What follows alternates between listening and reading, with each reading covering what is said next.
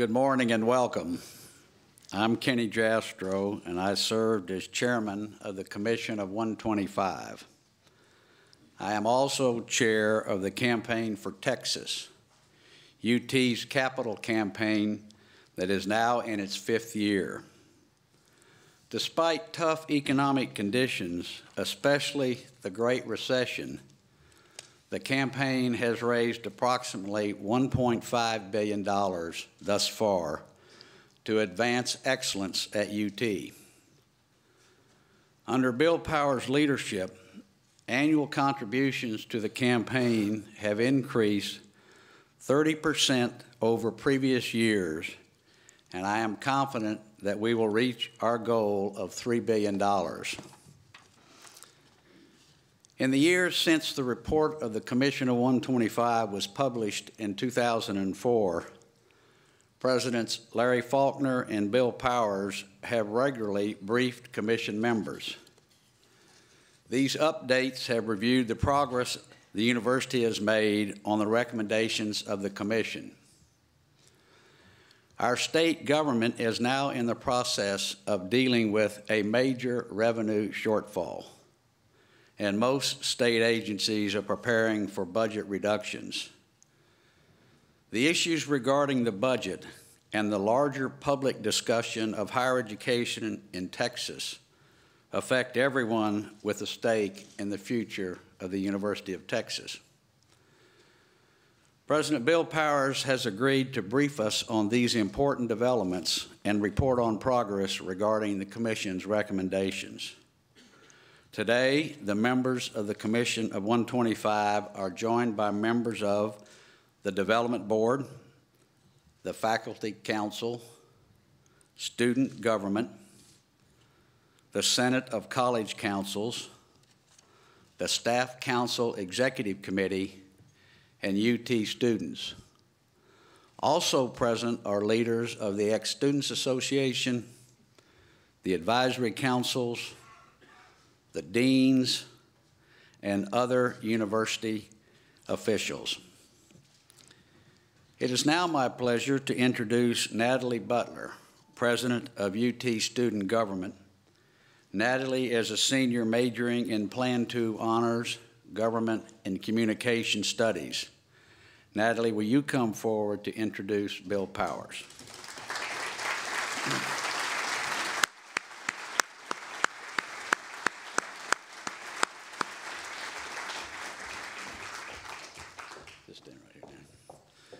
Now, before I turn the microphone over to Natalie, I want to let you know that recently she sent a letter to the Board of Regents in support of UT's pursuit of excellence through its mission of teaching and research.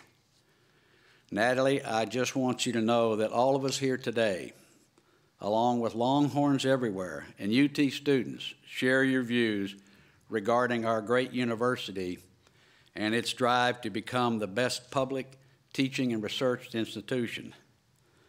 Thank you for your courage to write the Board of Regents and for your leadership. We stand with you in support of our great university. Now, if you would join me, I'd like to give Natalie a standing ovation.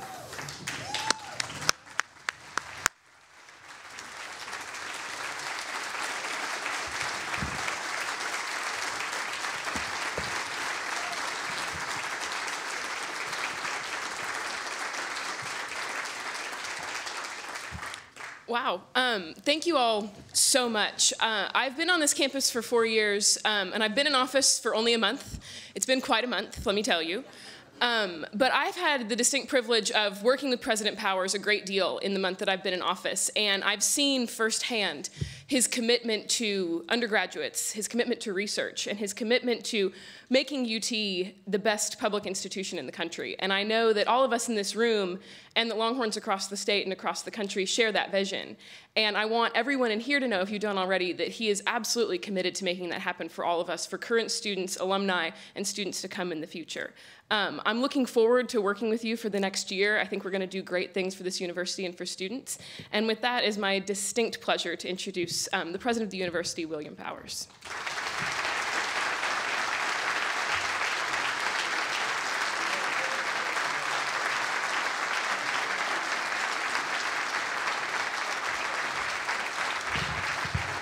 you.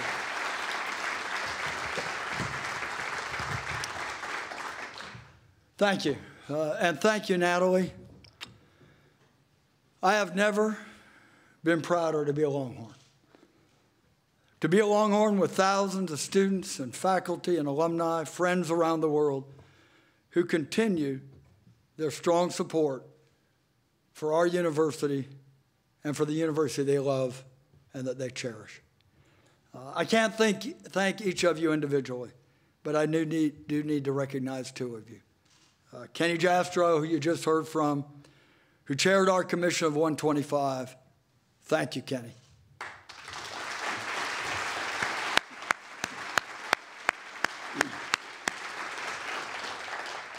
And again, Natalie Butler, our student government president. Natalie, we are so proud of you, and thank you for what you do for our great university.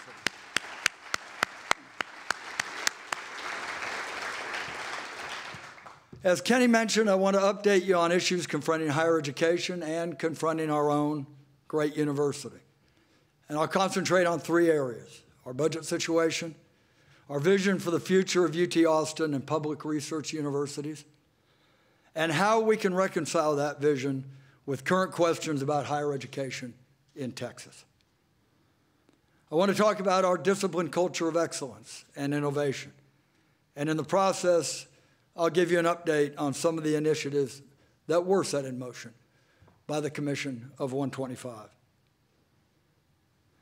As the semester approaches an end and the majority of our students prepare to leave the campus, we still don't know what our upcoming state budget will be. Here's where things stand now. Under the House version, state general revenue for UT Austin will decrease by 20.5%, or by $57 million a year. The Senate version would reduce our general revenue by about 16%, or about $50 million a year. Now, we've already decreased our budget by 5% of our general revenue, about $14.5 million. We did that during the 2009-10 fiscal year, and we've carried those savings forward. This fiscal year, I asked the deans and the vice presidents to plan for an additional 10% reduction in state appropriations, about $29 million a year. And I want to congratulate the deans and the vice presidents and the department chairs and many, many other people on our campus for their hard work and their visions in going about this process in a very thoughtful way. If the Senate version of the appropriations bill is adopted, our budget preparations are nearly on target. That is, we've prepared for 15% in cuts, and we'll have to deal with about an additional 1% to achieve the full reduction. If the House version is adopted, we still have another 5.5% to reduce. We'll have to make up the differences with some reserve balances, additional budget cuts, and yes, layoffs. There's no question that this would further harm our educational mission. I wish I had better news, but that's what we know as of today. 21 days before the end of the legislative session. Now, of course, a lot can happen in 21 days. And I do know one thing. Our legislators and the legislative leadership are working very hard to make this better, and they're working under very difficult circumstances. But next year's budget is only part of our challenge, and it's emblematic of a long-term trend. The state, once a primary source of funding, now supplies a small fraction of public university budgets, about 14% at UT Austin this year. 3 decades ago, in 1981, that amounted to 52% of our budget. If the House version of the budget passes, we'll be down to about 13% of state support.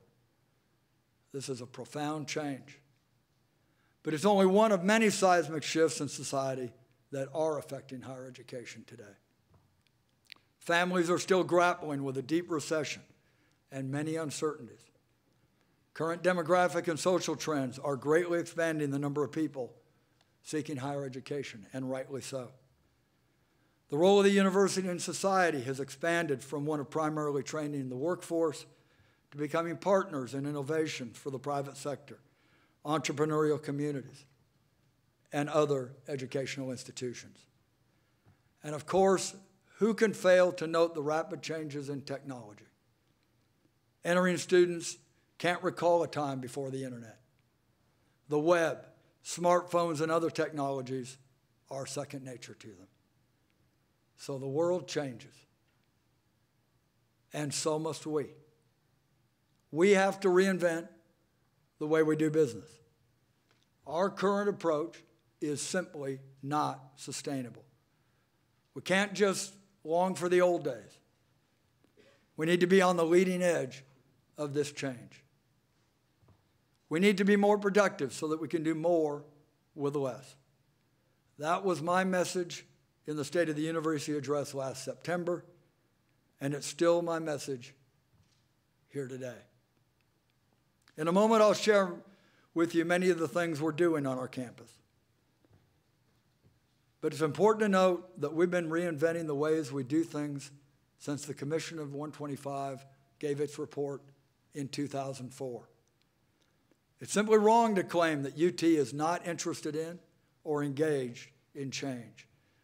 We must continue to change, or we won't survive as a great institution. And the good news is that we're well poised for change. UT has always been an engine for change and an engine for innovation. Change and innovation are in our DNA. Consider the Commission of 125, a group of leading citizens from outside the university who worked with us to ask the very question of how we needed to change to achieve our goal of becoming our nation's best public university.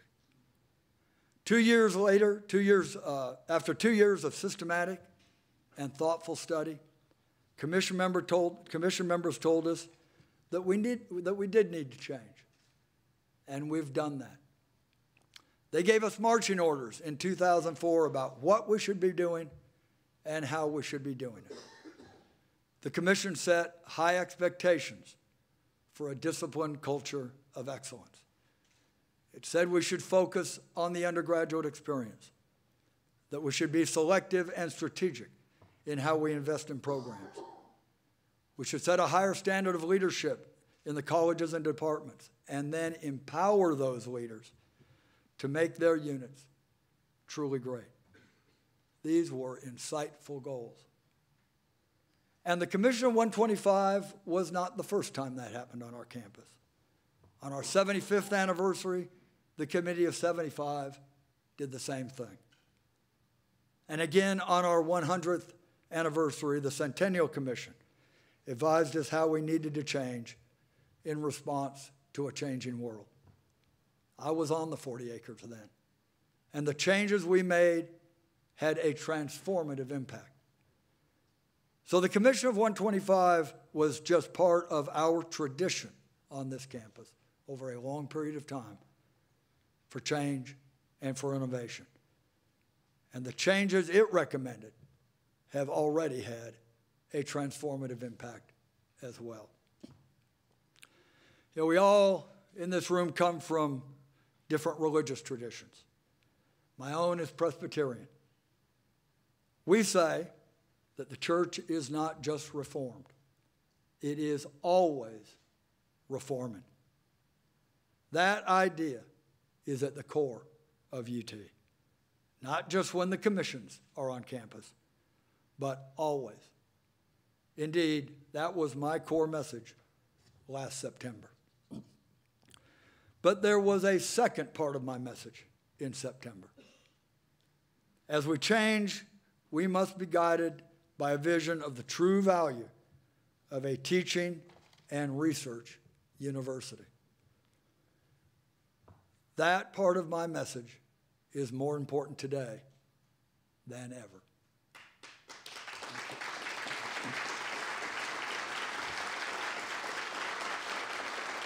Thank you. So what is the value of a great research and teaching university?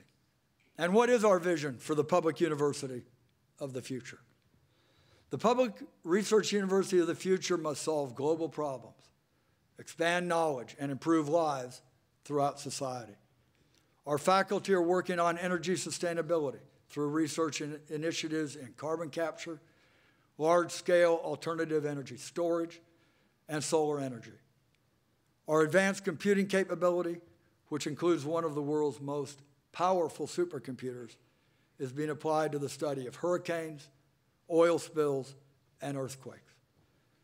We have leading programs to train students in languages that are critical to national security, such as Arabic and Hindi Urdu, to prepare the next generation of government, military, and business leaders working in the Middle East and in South Asia. Discoveries from our faculty laboratories are improving the detection and treatment of diseases such as melanoma, lung cancer, and diabetes. And our faculty have helped draft constitutions in Africa, Asia, and Latin America. Their research and the global service they enhance will improve international relations and promote democracy throughout the world. The public research university of the future must offer the highest quality undergraduate education and graduate programs to prepare the next generation of leaders who will change the world. We must do this in a way that is affordable for our students and their families. And we must include all of our citizens. The Commission of 125 and our best faculty members worked together to determine the skills we wanted the next generation of leaders to gain from a UT education. They told us that students should receive a broad education that includes exposure to culture, literature, foreign languages, the humanities, and the arts. Explore mathematics, science, and technology.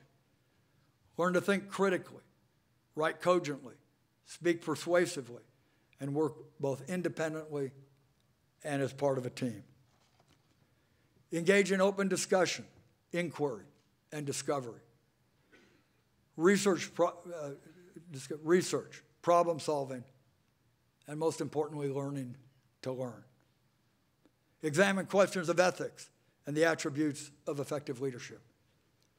Acquire a sense of history and the global community with a respect for other cultures. These skills form the foundation for a bold experiment in our curriculum. The ink was barely dry on the Commission report before reform on our campus began in earnest. As Dean of the Law School, I was asked to chair the task force on curricular reform.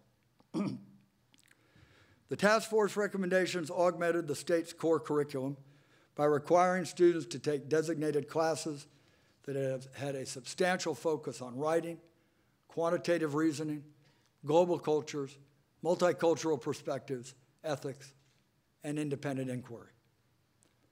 It also added a rigorous common intellectual experience, known as the first-year signature course, to be taught by senior faculty, often as a seminar. And in fact, I've taught a freshman signature course seminar every year that I've been president. Another example of our efforts, thank you. Another example of our efforts to enrich undergraduate learning is the Freshman Research Initiative. This program provides some 500 freshmen in the natural sciences with real research experience in laboratories and with faculty mentors. These students go on to earn higher grades and obtain more scholarships, and they have higher retention and graduation rates. When students participate in intensive learning experiences, when they contribute to the development of new vaccines, collect water samples from the coastal wetlands, help villagers obtain clean water in Ghana, or teach art to young children in Austin. When they do that, the opportunities for deep learning are great. Even as we provide students with additional small group and individual experiences, we're also working to improve the effectiveness of our large enrollment courses. Our course transformation program, led by the Provost's office and supported by the Center for teaching and learning is collaborating with faculty to redesign large enrollment introductory courses, beginning with chemistry, biology, and statistics. Innovations in these 3 courses alone will touch more than 9,000 students each year. Over the next 3 years, the initiative will extend to more than 10 introductory courses, including several of our most challenging lower division courses. The public research university of the future must exploit new technologies and opportunities that they create for more learning. As part of the course transformation program, we're partnering with researchers at Carnegie Mellon and at Harvard to deploy new online technologies to support learning inside and outside the classroom, and to provide precise and real-time feedback about what the students are actually learning.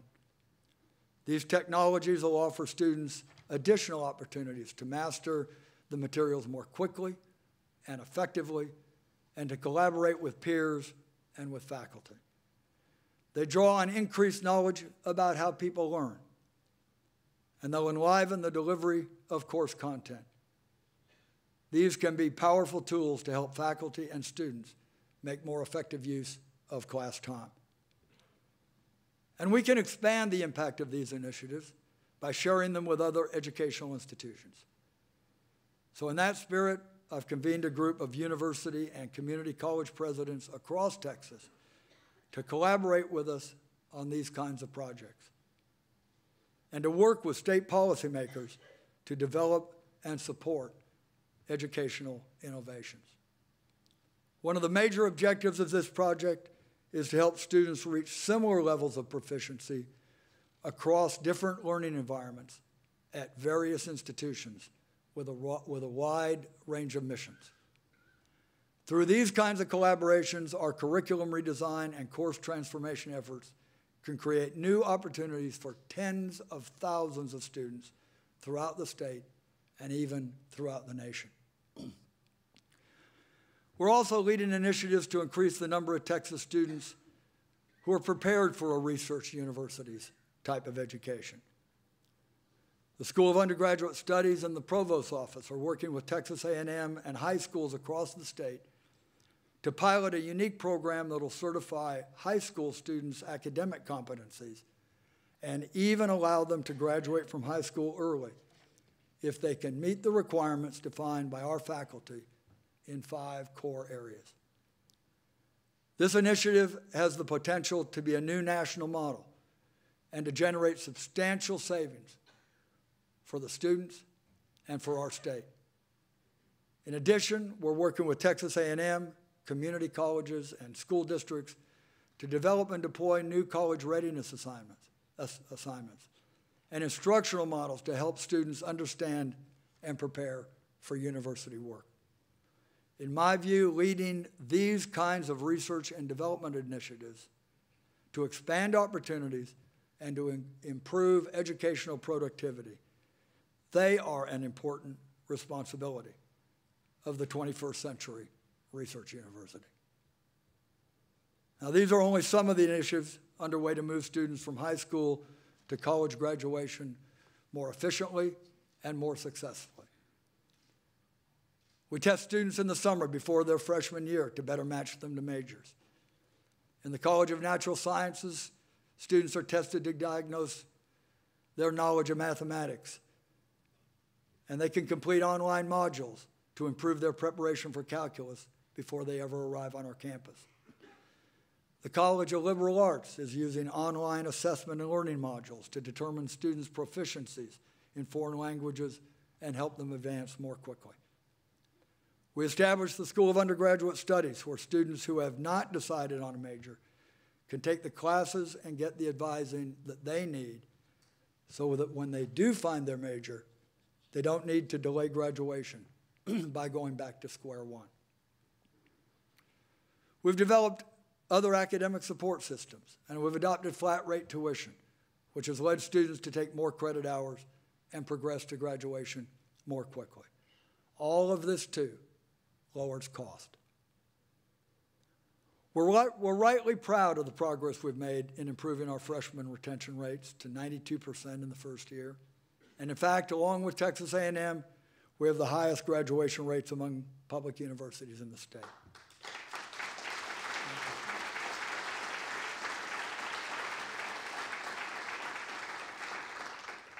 But as welcome as that is, we simply have to do better if our goal is to be a national leader. For us to be the leading public university of the 21st century, we have to lead in our efforts and our approaches to student success. So in addition to the ongoing initiatives that I've outlined, we need to do more.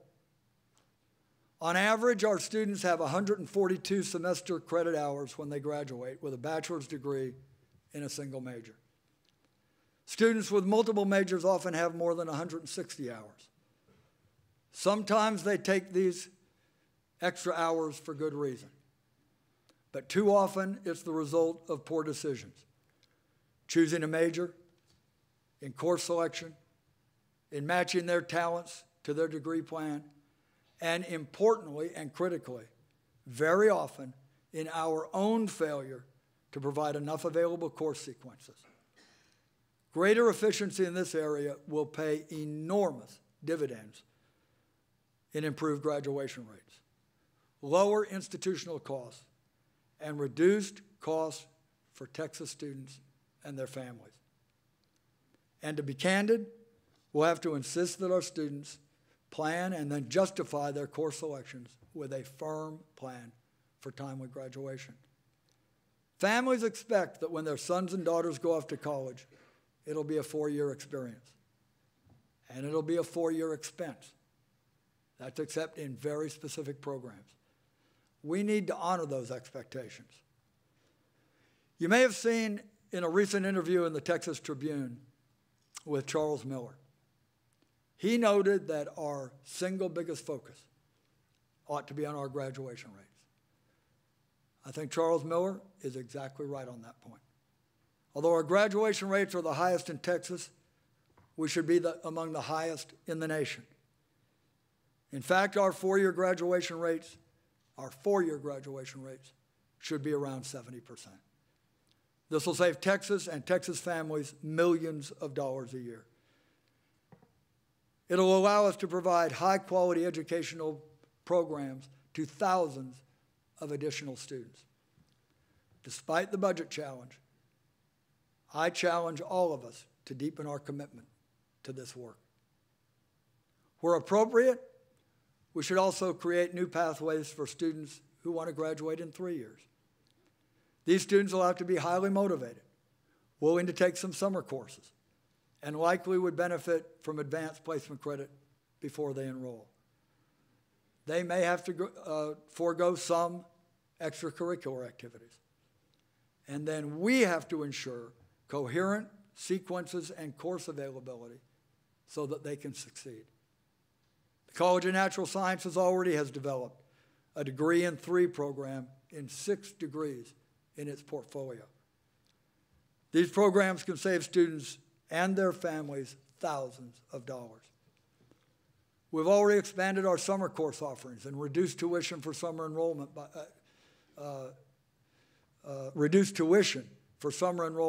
15% to make options like this more attractive to our students. And we need to be very mindful of the cost of an education. As state support for the university's budget has declined, it is true that tuition has increased. But UT Austin remains a good value. Kiplinger's magazine, for example, lists UT as one of the best values in public colleges. Increased financial aid has moderated the impact of tuition increases for students from low and middle income families. Our tuition is 8th lowest in our 12-member national comparison group. Combined state and tuition per student is the very lowest in that peer group. With the help of scholarships and grants, more than 23% of this year's freshmen paid $2,500 or less for tuition and their books. Those students are indeed on track for a very affordable degree. The public research university of the future must also reduce costs by increasing the efficiency of its business practices. UT is already lean. Our administrative costs are as a percentage of our total budget are about half the state average for public universities. We've eliminated more than 250 positions since 2009 and reduced our annual budget by $14.5 million. And we're in the process, as I said earlier, of reducing it by about $30 million more. Current efficiency initiatives are projected to save $565 million over a 10-year period. These include moving information technology services under the Chief Financial Officer, eliminating levels of management, and reducing staff by some 70 positions. Annual costs have declined by about $5 million a year as a result of this. We're also saving millions of dollars annually through improvements in data warehousing, purchasing efficiencies, and energy and water conservation. We're conserving our resources by rethinking how we build and how we maintain our campus. In addition to designing for green certification for new buildings, we've borrowed ideas from industrial design to reduce costs on the new liberal arts building. It's now anticipated to be completed $10 million under budget, even after adding 16,000 square feet to the original plans. And UT is efficient in yet an additional way. UT Austin provides the state with an enormous return on its investment. For an investment of $318 million in state general revenue last year, Texas received the benefit of a university enterprise with an overall budget of $2.2 billion. The state's money is like a grain of sand in our oyster, around which a pearl grows, supported by philanthropy, research funded, and auxiliary operations. This is a tremendous leverage for our state. And remember, that doesn't even take into account the long-term value of our research and the indirect economic activity generated by UT, which is calculated to be $5.8 billion a year. We also focus the resources we have on the programs that can achieve true excellence and offer strategic opportunities to advance knowledge. The commission told us that we can't be preeminent in all fields, so we need to be selective. Creating a disciplined culture of excellence, it said, precludes the university from trying to be all things to all people. For a number of years now, we've been investing in programs of great strategic value, and we're focused on being ever more disciplined in this effort. Another measure of efficiency is to compare combined inputs from general revenue, tuition, and the available university fund, to compare those with our outputs, and here even just focusing on the production of degrees, and of course there's so much more. Under this measure of efficiency, UT is number one among 120 leading public universities in the nation. Let me say that again. Under this measure, UT is the most efficient public research university in the United States.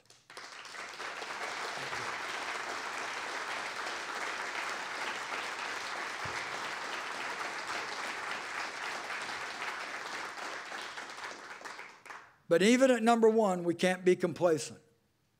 There's much work to be done in further improving our business practices. We need to continue to look at how we organize our administrative and academic units so that we can avoid duplication and avoid activities that are not truly critical to our teaching and research mission. I pledge to do that, and I challenge everyone on our campus to do that. Just because an activity was necessary in the past doesn't mean it's critical to our mission today. In order to support educational innovation, the Public Research University of the future must develop new revenue streams to become even more financially self-sufficient. In 2010, we launched the H2Org Bottled Water Project, a partnership that generates scholarship funds from water packaged in recyclable bottles shaped like the UT Tower. And earlier this year, we announced the Longhorn Network, a 20-year partnership with ESPN and IMG College that'll generate $300 million in revenue over the next 20 years. Half of it will go to academics. We've already committed funding from this agreement to create new faculty chairs in philosophy and in physics. Over the next 20 years, this agreement will support many, many more academic initiatives. And our major entrepreneurial opportunity is to bring more of our research to market through commercialization. Only 8 months into this fiscal year, we've already received $26.7 million in intellectual property licensing and royalties. That's far ahead of last year's total of $14.3 million, which placed us in the top 20 American universities. That's a great deal of progress since 2005, when we generated only $6.7 million. We and the other UT system universities filed more than 1,000 patents in the last 5 years, ranking us number 3 in the nation. We've reorganized the way we go about commercialization of our intellectual property. And the university now takes an active role in creating startup companies, evaluating the technology, building the vision for the company, and finding investors. Our goal is to become an active participant in the creation of new companies coming out of the work of our university. We're improving, but to be very candid, this is an area where we need to do better. And we will take ideas from every source. So we have to change. And we're always changing. But as I said earlier, there is a second critical part of my message. We need to reinvent ourselves with a keen understanding of what it truly means to be a world-class teaching and research university. This university was built over more than a century. We can't be timid about the need for change, but we need to be mindful that we don't undermine the enormous value UT provides for our students and for our state.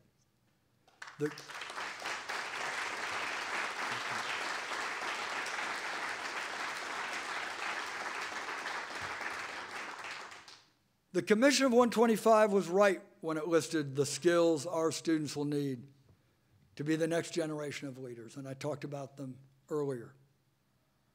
A great university that combines teaching and research is well poised to provide these skills.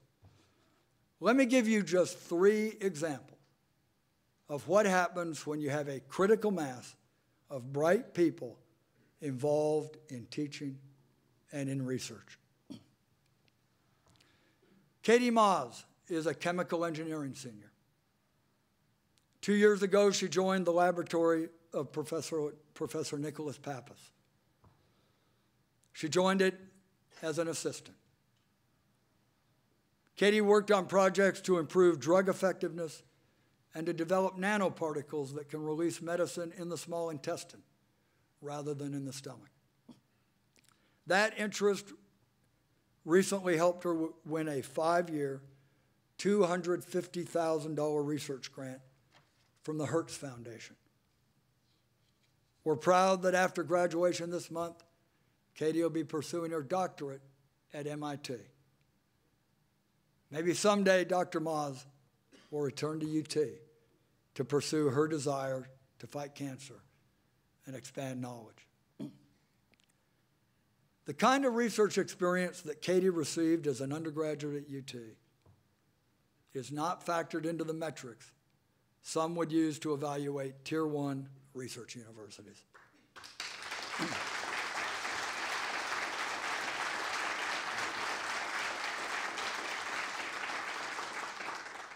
The kind of faculty mentoring and interaction that Katie received can't be captured in a faculty profit and loss statement.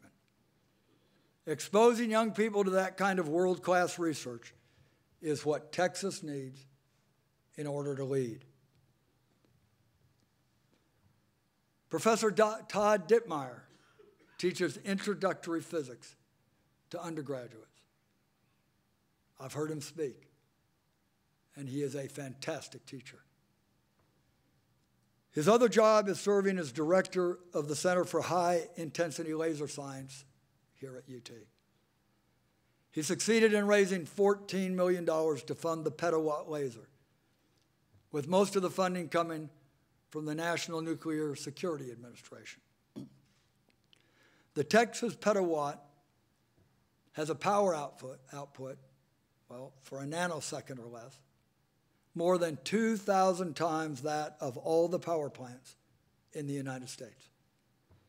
It is 1 trillion times brighter than light on the surface of the sun. The laser gives our faculty members and students the capability to experiment with high-energy reactions, simulate the workings of stars and other celestial bodies, and investigate nuclear fusion, the process that powers the sun. How many universities in Texas can offer a student that type of learning experience? UT can. And can there be any question that Professor Dittmeyer's students benefit from his cutting-edge research and the opportunity to work in his lab? History professor David Oshinsky won the Pulitzer Prize in 2006 for his book Polio, An American Story. His work as an historian revealed an important chapter of the human narrative to thousands and thousands of readers. It inspired Bill Gates to redouble his efforts to eradicate polio. And in 2011, the Bill and Melinda Gates Foundation pledged an additional $100 million to battle this disease worldwide. Professor Oshinsky exemplifies how historians and other scholars can enrich our understanding of the past and have a major influence on the present.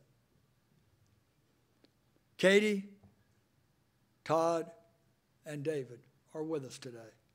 Let me say we are very proud of you. And I'd like to ask you to stand to get recognition from this audience.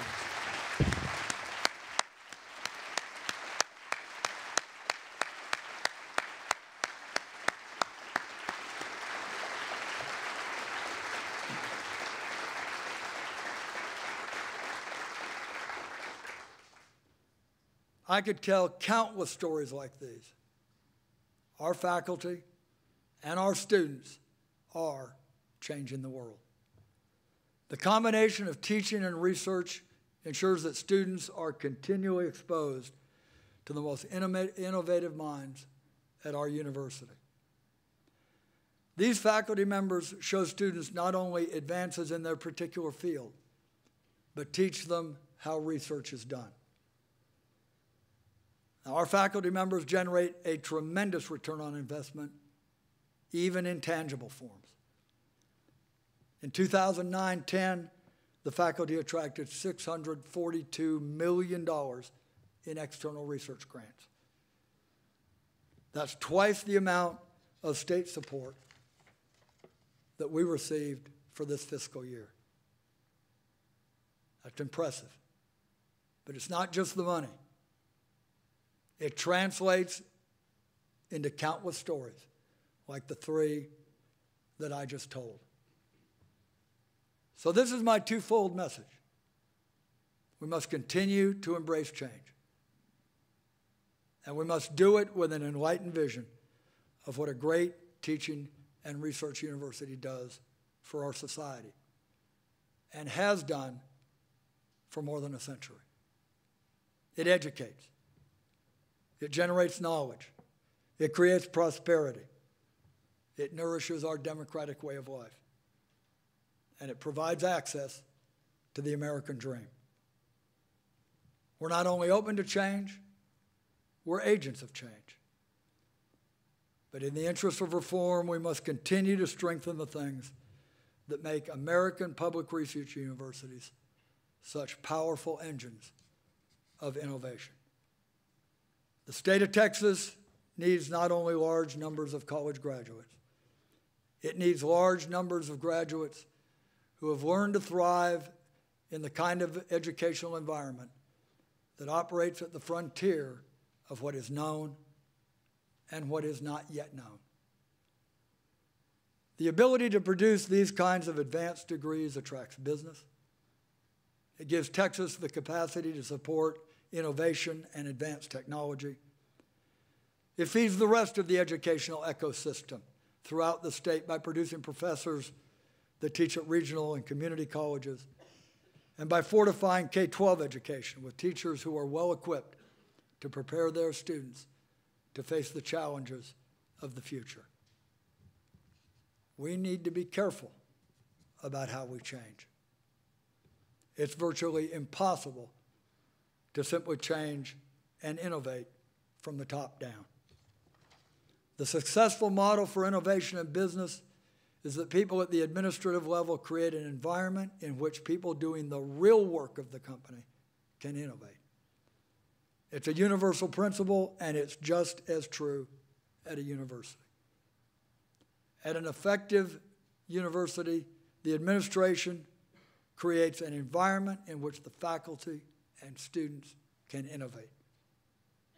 So in all of these efforts, I'll pledge that I won't dictate simply from the tower, but work in close partnership with our faculty and students to build a national model for the 21st century public research university.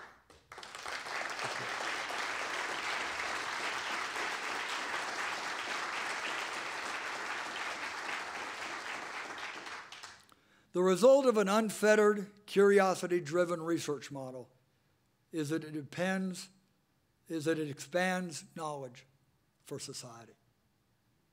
If we try too hard to direct research from the top, we'll diminish our overall returns.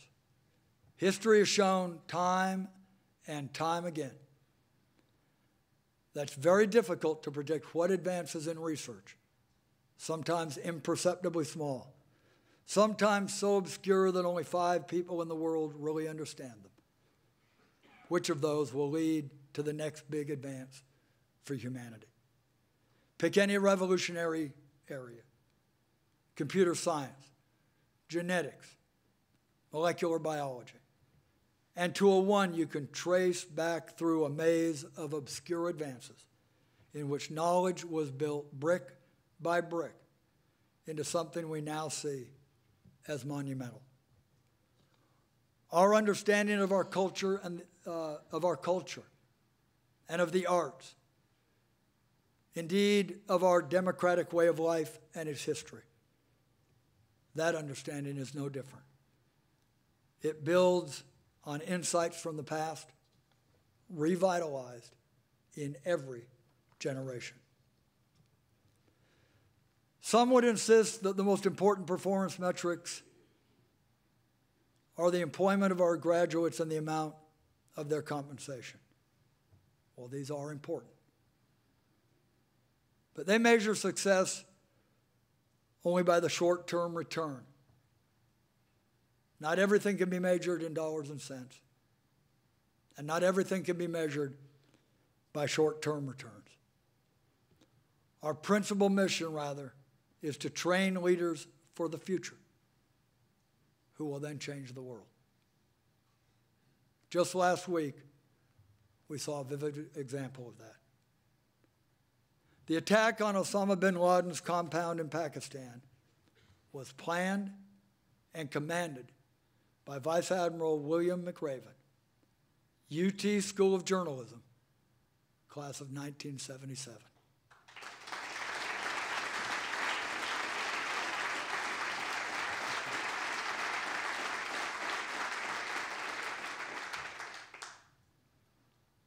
Who could deny that Admiral McRaven's service has been invaluable?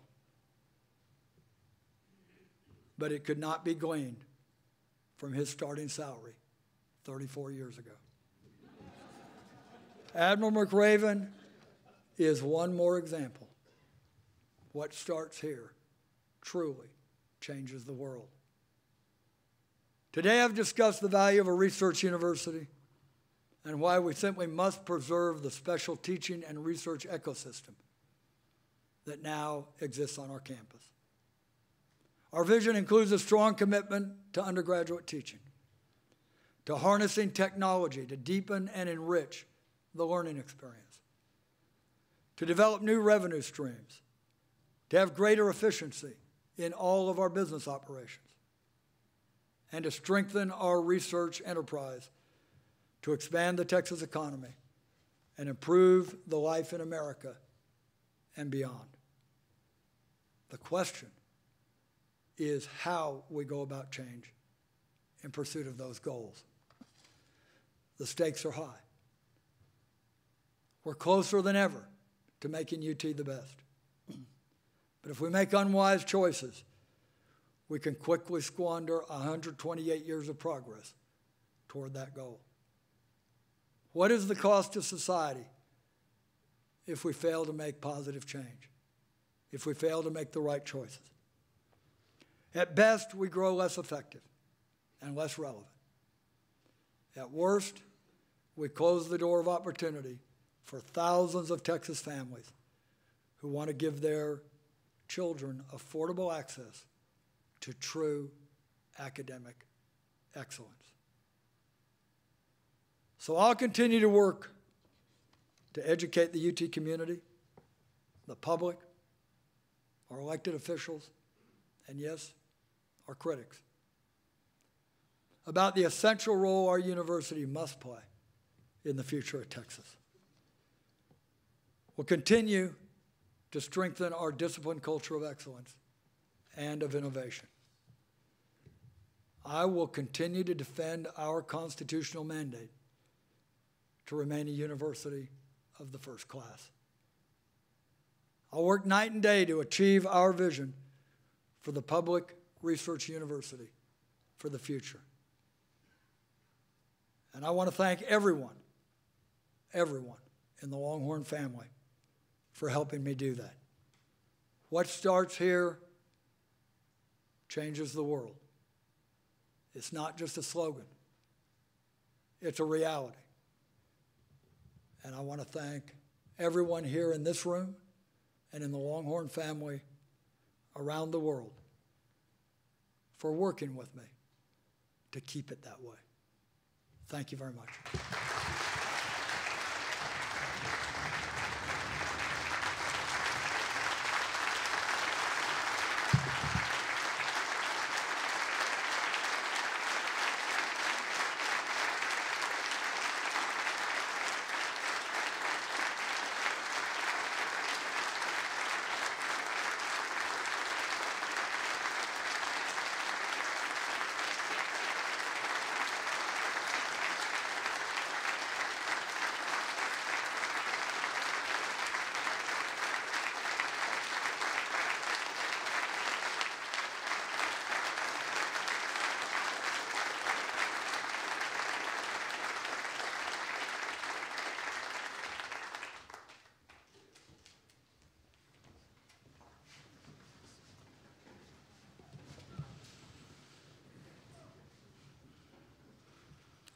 Thank you, President Powers.